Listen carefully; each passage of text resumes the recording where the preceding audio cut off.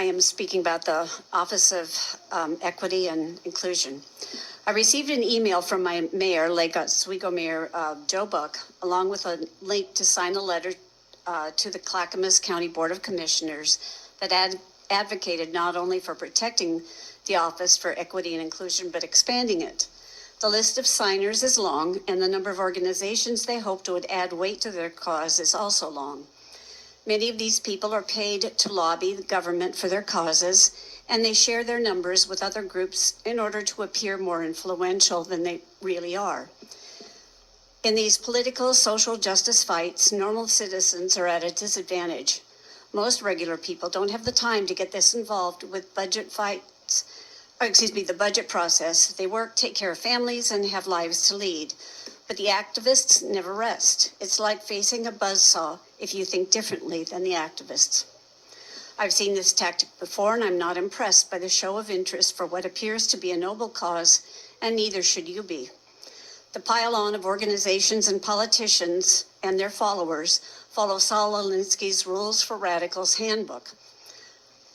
Always remember the first rule of power tactics. Power is not only what you have, but what the enemy thinks you have. The objective is to get the power players to think that the public sentiment for their cause is larger than it is. They wish to intimidate you, me, and everyone who reads their letter that their agenda is the right course of action, and in this case, to do anything less would be uncaring and racist. I don't think the Office of Equity and Inclusion has proven itself to be useful to the county. I have seen their website and read their research and progress reports, and still not clear about what the purpose of the office is.